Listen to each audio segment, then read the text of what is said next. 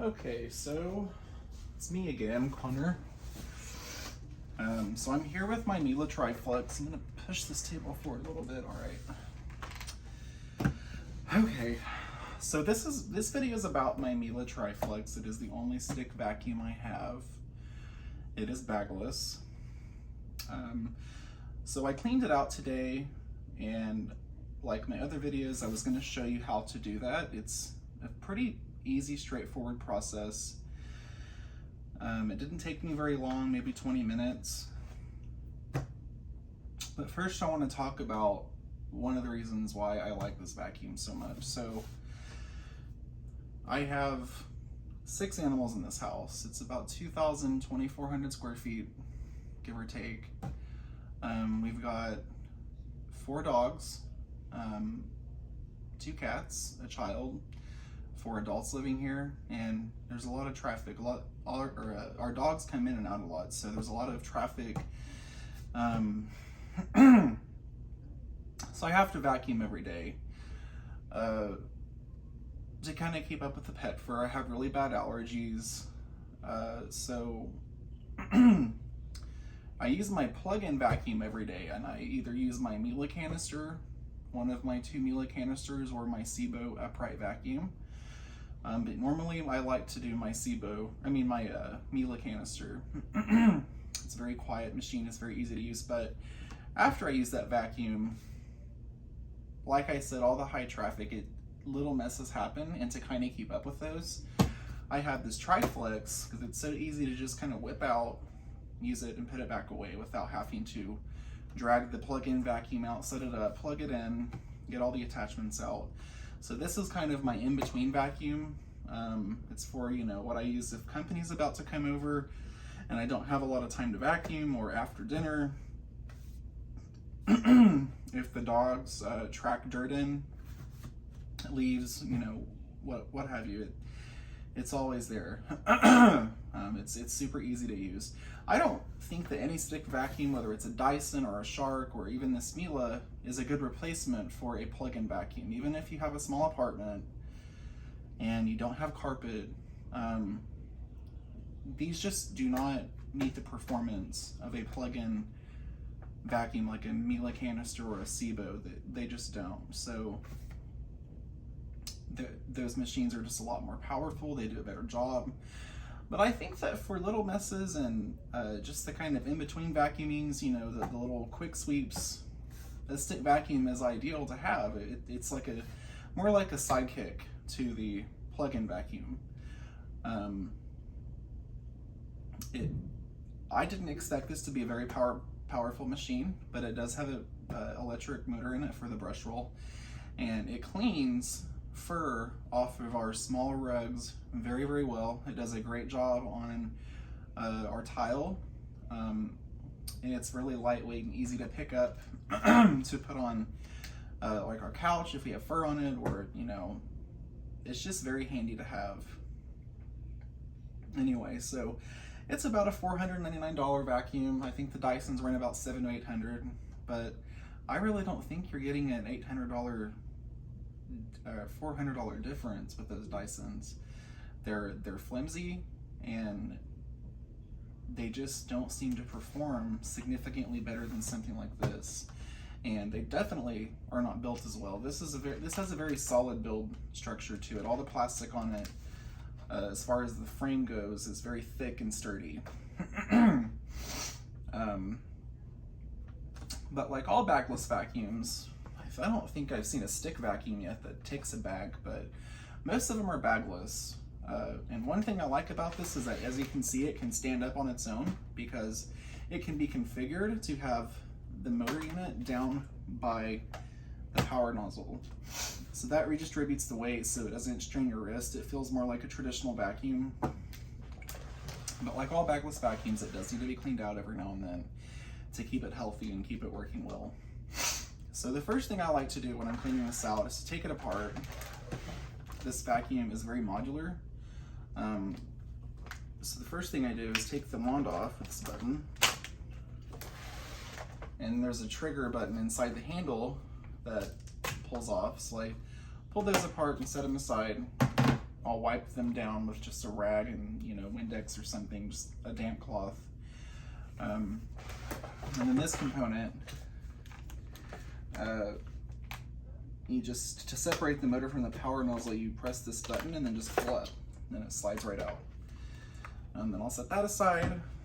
I'll wipe the power nozzle down really, really well after I take the brush roll out. And to take the brush roll out, it's another thing I like about this is the brush roll is really easy to take out and clean. If you get hair wrapped around it, you just cut the hair off after you take it out. So there's a trigger, like a lock back here. You pull it towards the inside of the vacuum, I guess to the left, and then this just comes up like this. You grab it by this little grab thing, and then you pull it out. And then I will wipe out this cavity with some Windex, make sure there's no clogs. I like to keep this part clean, actually all of it, but I like to be able to see through this glass or this see-through window. So I'll wipe that out, wipe it off, I'll wipe the wheels off, the dust out from under it. So that's pretty easy to do. And then as far as the brush roll goes, you can take the end of it off like this, the bearing, make sure there's no hair, or remove any hair that's wrapped around this bearing on the inside of this and this part, and on the other end. And you also want to make sure that when you're looking at this spindle right here, that you take any hair off of that as well. And that just kind of keeps the brush roll turning and working at its best performance. So it has these little grooves on both sides of the brush roll that you're supposed to take scissors or a knife and just kind of cut along the lines on both sides, and then it makes it easy to pull the hair off. And then I'll just get a paper towel and I'll wipe the brush roll down like that. So if that component's done, or once that's done, I'll just pop this end cap back on. You'll feel it pop in place. Open the door back up, slide it back in, make sure that the end of this brush roll slides onto the spindle right here. I'll see if I can show you like this. So it just kind of slides in like that because it has a geared belt, so it just kind of spins on. Come on, am I getting in? I can't see. There we go.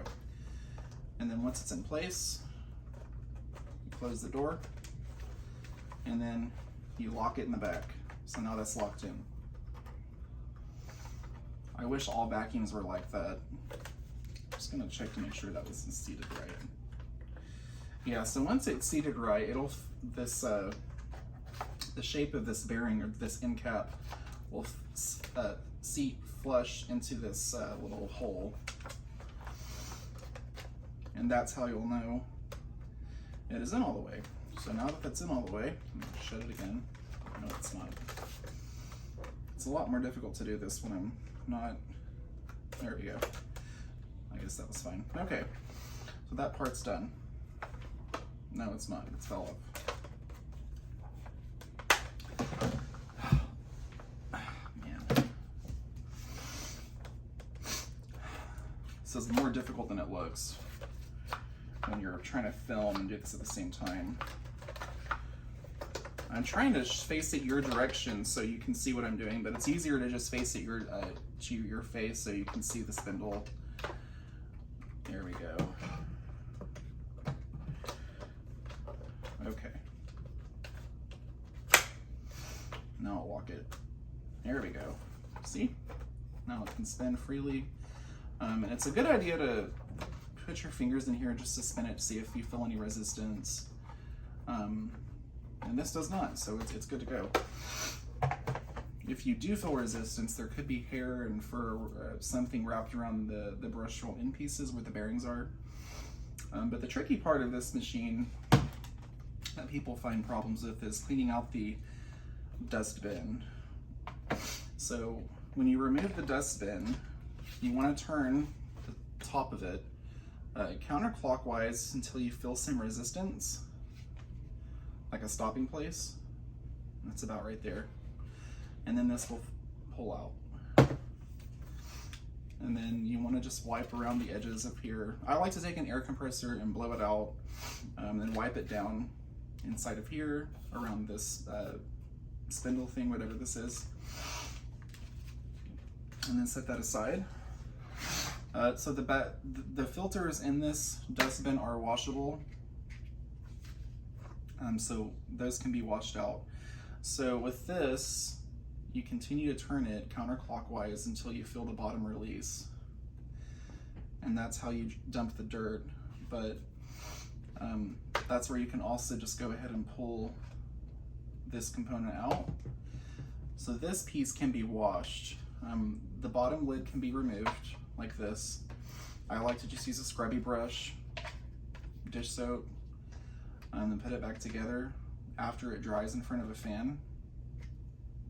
So I'll set these components aside.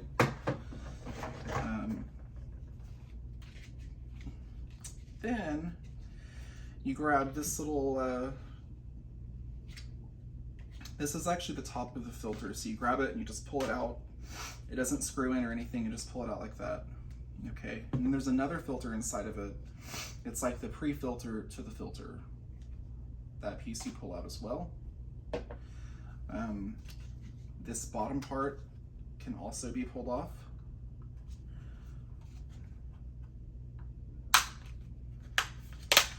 There we go. So once you have these components separated, then they can be washed, scrub dried, and dried. So I just use dish soap and a dish brush and I scrub everything. You don't want to scrub the filters. I just hold this under cold water. So this was actually really, really dirty today. I was shocked at how white it came out. It was the first time I had washed this filter, and there was a lot of just dirt on it. And as soon as I put it under the cold water in the sink, it just, all the dirt came off, like it didn't stain it at all. So that's a very high quality filter. Miele really did their homework on picking a filter material that would be washable and hold up its integrity long term. And it was dry in 2 hours in front of a fan, like super, super dry. Same thing with this, washed under cold water. You might even use distilled water, just because distilled water doesn't have all those minerals in it that can get trapped in the fiber. But the dirt came off of this almost like it never fully bonded to the fiber. It was like, I was just really shocked at how clean it came out. And it did it so easily. So you want to hold this under cold water.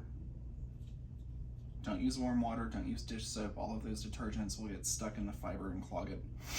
Just cold water with these two components. All of these other components can be washed.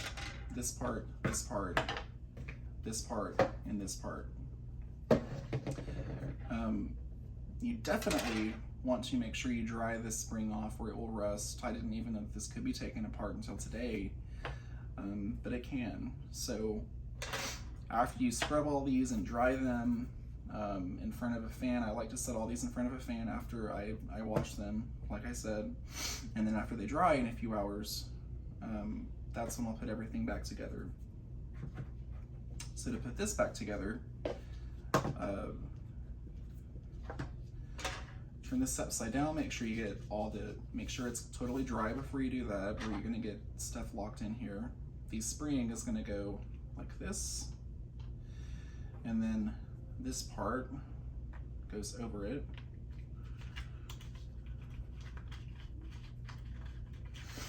So this is the part I was having issues with earlier, is I could not get the spring to stay.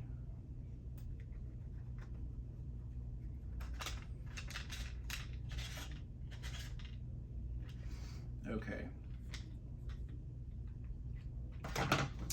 So once you get the spring in here, you just set this in the middle, over it, and then you just kind of turn this until it snaps onto it and it's on all the way.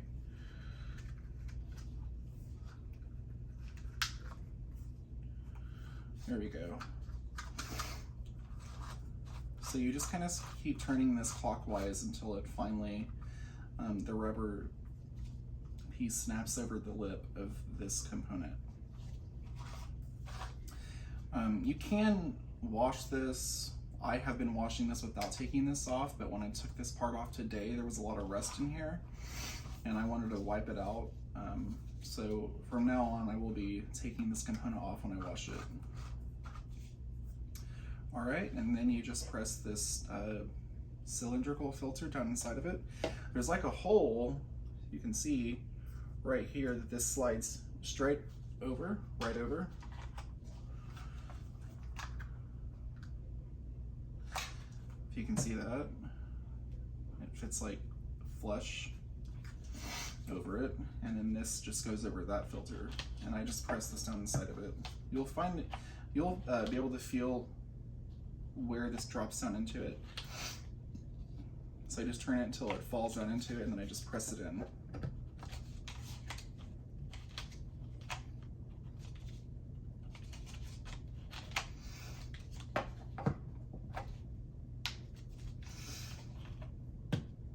What is the deal?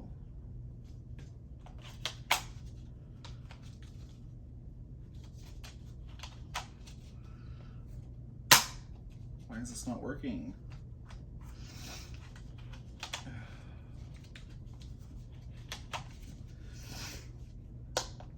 This worked just fine for me earlier. Man, I've taken this apart so many times and I've never had issues with it. Oh.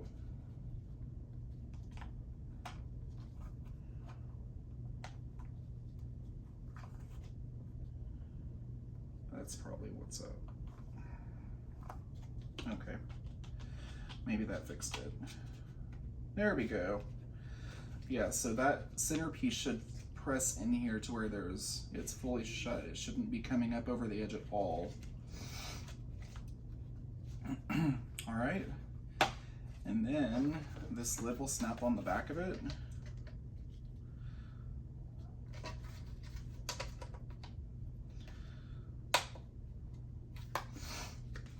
And this just sets down inside of it. So when this goes in, this lid is going to come over the edge of this. It's going to press in.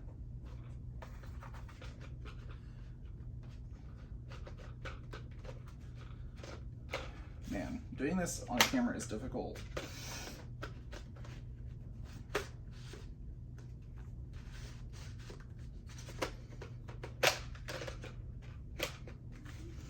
Okay, I'm just gonna do it and then I'll show you.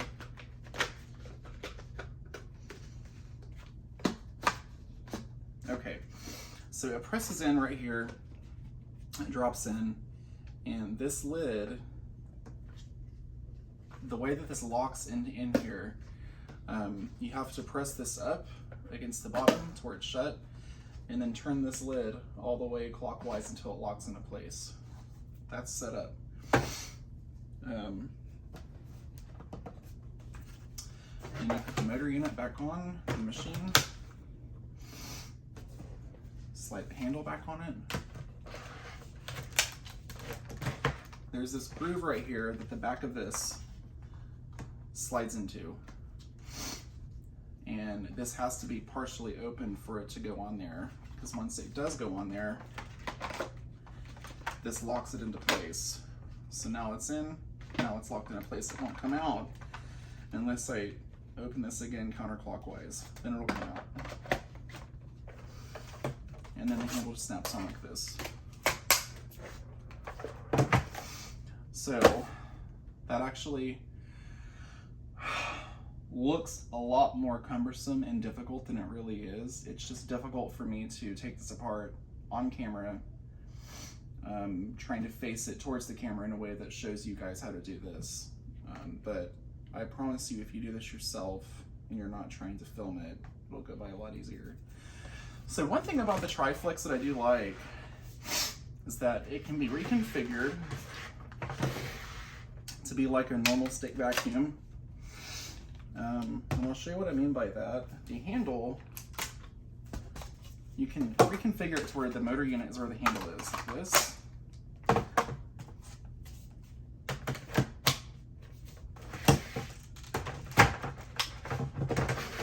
See what I mean? Isn't that cool? versus the motor unit being down here, or you can just attach the motor unit to the power nozzle and make it a handheld like this. I personally just like the motor unit to be closest to the power nozzle because that's where I'll get the most airflow and suction.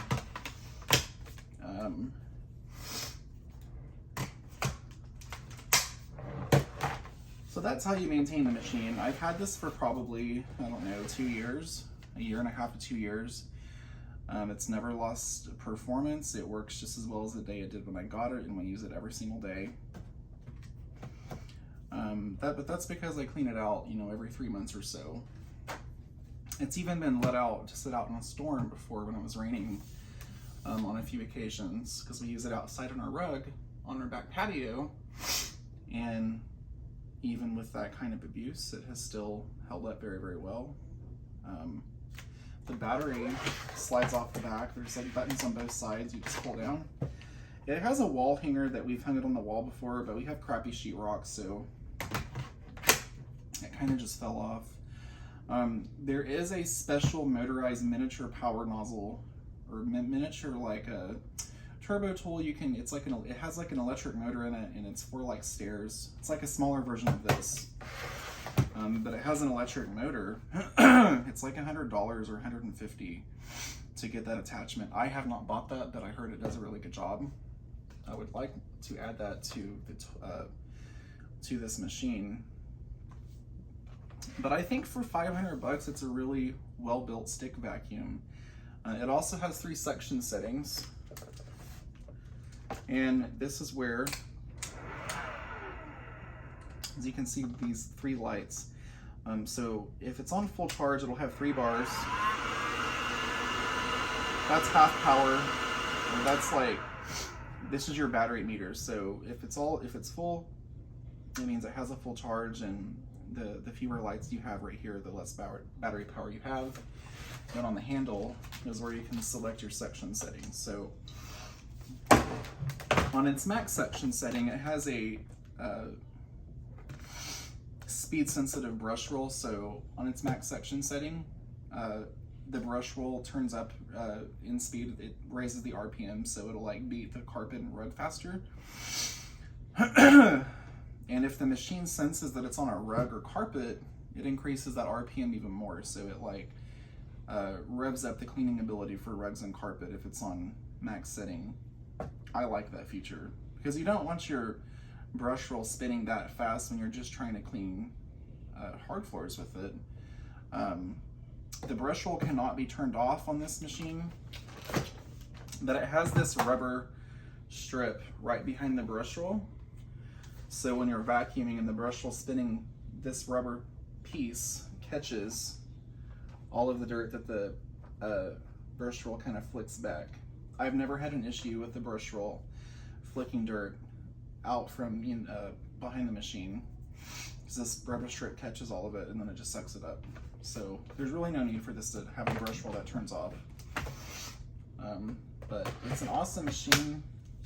There is a version of it available with a with a headlight, and there is also a version of it available with an internal HEPA filter. This does not have a HEPA filter, this particular model. It's the base model. It just has Miele's air clean filter, which cleans like 99.95% of dust out of the air that passes through it. But the HEPA filter does like 99.99%. So that is it. Please like this video if you found it helpful. Please forgive my disaster of trying to put this back together. It's a lot easier than it looks, I promise. After you do it a few times, you'll get the hang of it. Anyway, so have a good day.